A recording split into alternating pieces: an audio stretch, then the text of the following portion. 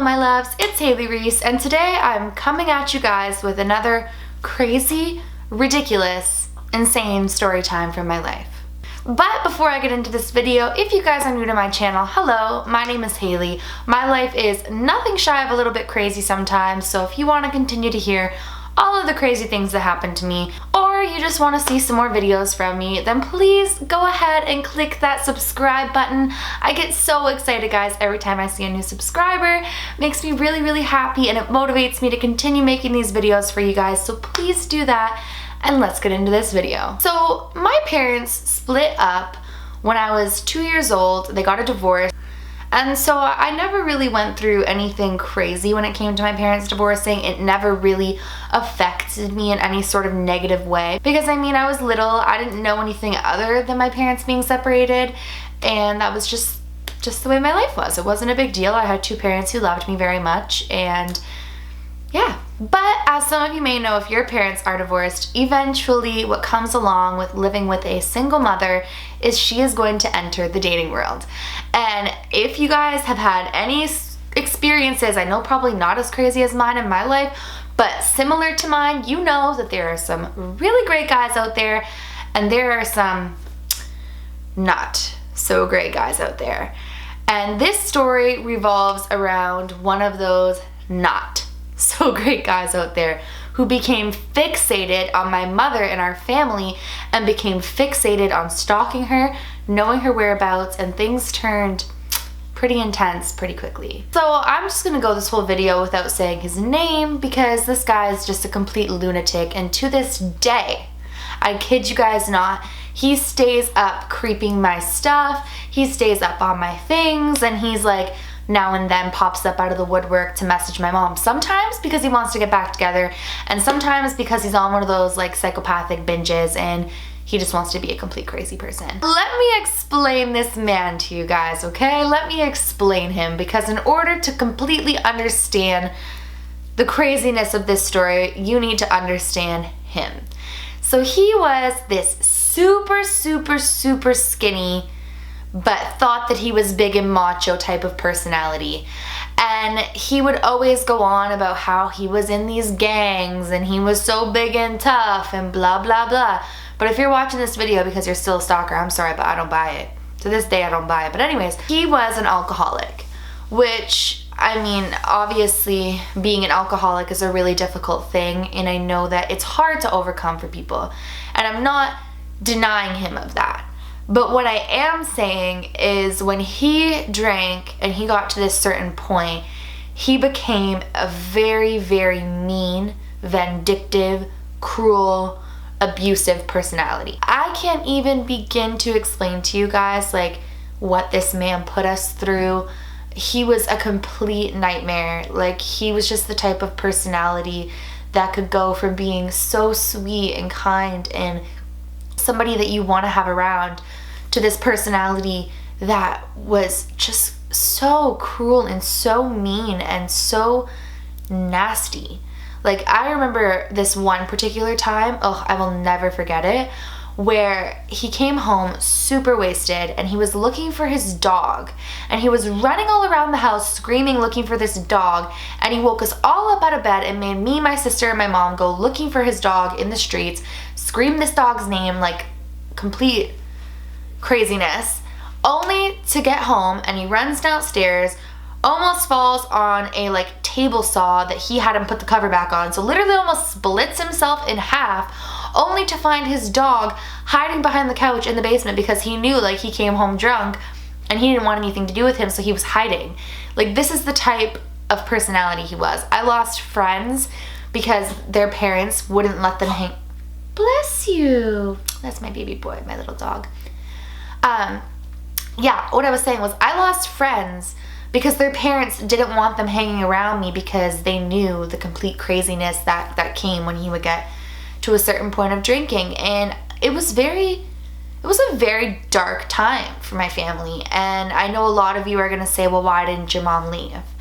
And the problem with abusive relationships, and I know this firsthand from seeing this, is they are the most manipulative personalities usually, and they are able to convince people to stay with them and convince them that they need them and that they need to stay.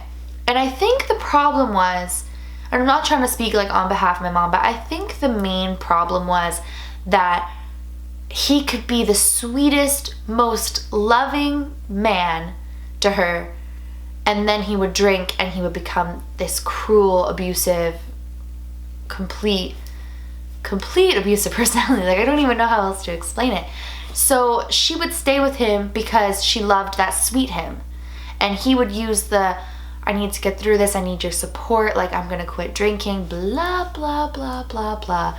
I'm sorry, but it was all BS. And so it was hard. It was really hard for her. And it wasn't until he started to become physical with her that she was like, I'm drawing a line here. This is it. Like, I can't do this anymore. I have children. I'm putting my children through this. Like, no. And she left him. Oh, I was so proud of her. I was so proud of her for finding that strength within herself again, when for the longest time she suppressed her strong side and put her emotional side out and wanted to give this man sympathy and help and support, but it wasn't worth it. It just wasn't worth anything. So she leaves him.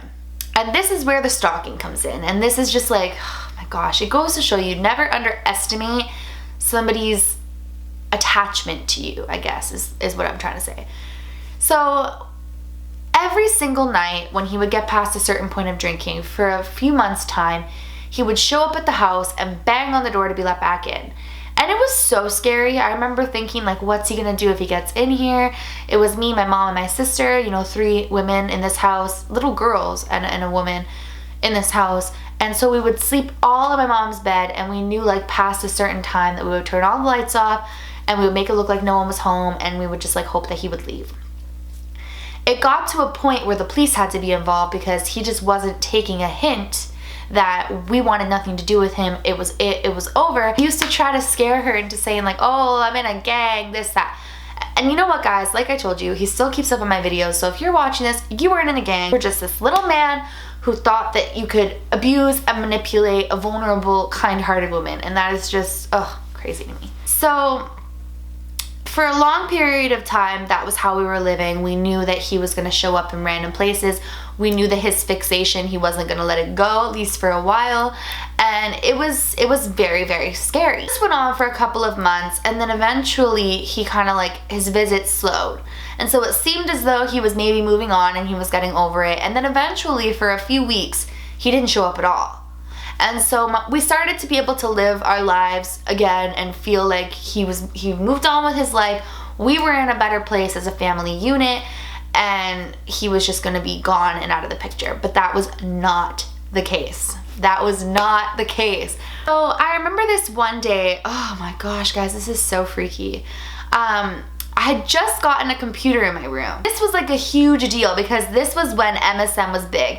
And if you guys know what MSN is and you know how big of a deal that is, comment down below, because you are definitely a 90s baby and you know that was like our shit. My grandma came over to the house, and my mom, my grandma, my sister, and I were supposed to go to the flea market. And so they were like, it's time to go, let's go to the market. And I was like, Mom, like, my crush just signed into MSN and, like, he logged in, logged back out, logged in, logged back out. So, like, I know he wants to talk to me. Like, that was, like, a thing back then. Like, you knew they wanted to talk to you if they were, like, playing the log in, log out thing. Like, that, or they had really bad internet connection. But I'm gonna go with the fact that he wanted me to talk to him. So I said, please, Mom, please, can I stay at home by myself? I'll be fine. Like, you're just going to pick up a few things at the market. Like, it's only gonna be, like, half an hour to an hour max. And I'm old enough to stay home alone. Like, I was like 13, which was like the legal age. So I was like, please let me stay. And my mom thought about it, and she was like, look, like, he hasn't showed up to the house in what feels like ages. It was like a few weeks. And mind you, before those few weeks, it was like few and far between. So she was like, you know what? Okay, lock the front door. You can stay home alone. Now, I had this cell phone, and it was like my first cell phone, and it was for like emergencies. And it was one of those, like, flip up, and, like, you have to, like, press each number, like, multiple times to get one letter. Looking back, how inconvenient, but we thought it was, like, the best thing ever, obviously. And so I had my flip up phone, and she was like, you know, you can call me, like, if anything is wrong, like, you know, whatever. And I was playing on my computer, and I was talking to my crush and my friends on MSN, and I hear someone pull into the driveway. And right away, I just had this sinking feeling that it was gonna be him, because it was only like 10 minutes after my mom had left, and I was like, there's no way she came back. Like, this is definitely him. So I ran to the front window of my mom's room, and she had like a huge bay window in her room, and I was looking out of it, and I see his truck, and my heart just sinks, and I start to feel sick to my stomach, and I'm like, what are the odds? Like, I just felt, oh, I can't even explain the feeling to you guys. It was so scary. And so he goes and he starts to bang on the door, but he doesn't bang for as long as he normally does. It was like boom, boom, boom.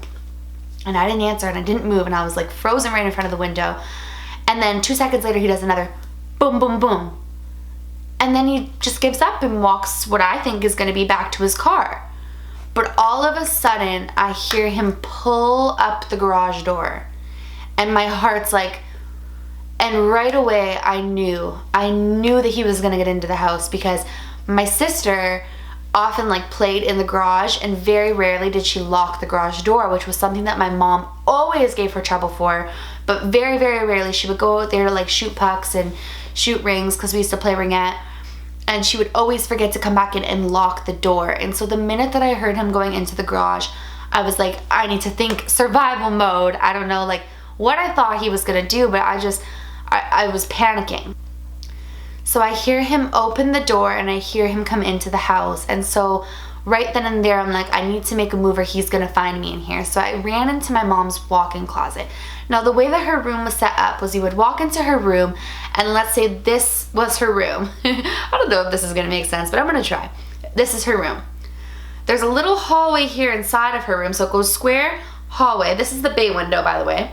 There's a walk-in closet here, and then up right next to it is the ensuite bathroom. So it goes bathroom, hallway, walk-in closet, room, window, door. If that makes sense. And so I hear him downstairs, and I'm in the walk-in closet, and the walk-in closet opens to the right, and I was pushed up against the wall, whereas like if it would open, it would come towards me. So I'm in the walk-in closet, and I hear him like turn on my mom's computer, because if you guys know like the older computers, they would go, I don't know how to make the sound, but the window's like dun, dun, dun. I don't know, I'll insert it here. And so I hear that sound, I know that he's gonna go through my mom's computer. So he spends about 5 minutes doing that, and I'm calling my mom. I'm calling her, but she had just left, and she didn't text and drive or like call and drive, so I knew that she wasn't gonna see it until she got to the flea market and pulled her phone out. I hear him downstairs, and then eventually I hear him get up from the computer desk, turn the computer back off, and start like rummaging through her things. And keep in mind, my house was extremely quiet at this time. It was only me, so I could hear him from upstairs like rummaging through her filing cabinet and looking through her things. And I'm like, I don't know what this guy's doing. I'm freaking out. I'm 13 years old. Like, I was in over my head. I was so afraid of him. And I felt very, very vulnerable. And it just felt to me like a horror film. Like, I just felt like this was going to end so badly. So I hear him coming up the stairs. And honestly, guys, my heart was beating so fast. I thought that my heart was going to give me away. Like, I could hear it so loud in my ears that I really truly believed that he was gonna hear my heartbeat, and that was gonna give me away. Like, when I think back on that moment, I've never had my heart beat so fast and so hard and so loud to me in my ears. Oh, so scary. He doesn't go into my room, he doesn't go into my sister's room or my bathroom. He like heads straight to my mom's room, and he comes inside, and he starts to like go through her drawers. And I'm like, oh my goodness, he's gonna come in the closet, like he's gonna find me. And I don't know what, to this day, I don't know what I thought he would do if he found me. But like, let's just talk about the fact that I'm hiding in the closet. Like, even if he wasn't gonna do anything bad to me when he found me, that was gonna be a really awkward exchange. Like, oh, hey, yeah, I'm here, hi. So at this point, I'm not calling my mom because I couldn't talk anyways if she answered. And then I hear him pick up the home phone. And I hear him start to go through the home phone. And like, he's doing this, guys, like he'd done it a million times. Like, he knew his key spots he was gonna go through. Like, it was very, very frightening. And so I hear him going through the home phone and like seeing who's been calling the house. And then he puts the home phone back down and he walks towards the closet. And at this point, my heart is still beating so loud. I don't think you can actually hear someone's heartbeat like that, but it felt like he was gonna hear my heartbeat. It was so scary. And he opens up the closet door and he pushes it and pushes it and pushes it. And this is over like my grandpa, who was the love of my life's life, like 1000% true. Like, I haven't exaggerated it. And right when he goes to touch me with the door, he turns his head in, peeks side to side, and slams the door shut. Now let a girl just tell you, if I have ever in my life thanked God above for being a late bloomer, it was in that moment right there. Because I honestly think if I had been developed, he would have bumped right off me and known that someone was there. But I was so small and I was so petite that when he opened the door, he opened it far enough that he didn't think anyone was there and slammed it shut. To this day, I think about that and it gives me anxiety, like how scared I was. Like, that was so scary. And so then he goes into her washroom and he looks through like her cabinet, which I don't know what he thought he was gonna find there. And then he walks back through the house and goes downstairs. So right when he goes downstairs, I look at my phone and I see that my mom's called like 5 times because I had texted her saying he's in the house. And so he goes outside to go to his car, and I can't even explain to you the breath of like relief I felt when I knew he was out of the house. Like, I just felt like I could breathe again. And then I hear someone yelling outside. I go downstairs and I see that my mom's home, and I run outside and I wrap my arms around her as tight as I can, and like I felt like, oh, thank God, like my mom's here, I'm safe now. And he turns to me, and I will never forget, he crouches down and looks at me and says, "Hailey, did I scare you? I didn't try to scare you. I didn't even know you were home." And like, the funniest part of the whole thing is when my mom first pulled in the driveway, he said that he had just got there and he wanted to see how she was doing, and she's like, "You're a liar. You were in the house. My daughter's in the house." And he's like, "Hailey's not home." And she's like, "I'm telling you, my daughter's in the house and you just went inside of it." And so what scares me about this as an adult looking back on the situation is, how many times did he know that we left the house, and did he enter, whether it be through the garage, through the back door, like through a freaking window? Like, how many times did this man go into the house when we weren't there? Like, to me, that is so frightening and so scary. And so my mom called the police and she got a restraining order on him. And then we decided to move because we just didn't feel safe in this big house anymore. It was 3 people who, let's be honest, we are not the most intimidating group of people, and we just didn't feel safe anymore. So we left the house and we moved on with our lives and tried to leave that chapter of our lives in the past. This man, to this day, likes to try to creep up on my stuff. He likes to comment on my things now and then. I see him like pop up out of the woodwork. He'll try to message my mom, sometimes in nice ways, saying that like he loves her, sometimes in really, really crazy, cruel, mean ways, and sometimes he's just like trying to reach out. The saddest part of this whole story is that he has a daughter, and I just couldn't imagine being raised by a parent like that, and I really hope that he didn't continue to treat her the way that he treated all of us, but I don't know. I guess the whole point of this video that I really want to get across here is that if you or someone you know or love is in an abusive relationship, I know it's hard. I know it's hard to leave. I've seen it. I've been there. I know. But never underestimate what somebody is capable of, and never underestimate how far they will go to try to continue to control you. Like, he went into our house and looked through everything like it was nobody's business, like he's done it 1,000,000 times over.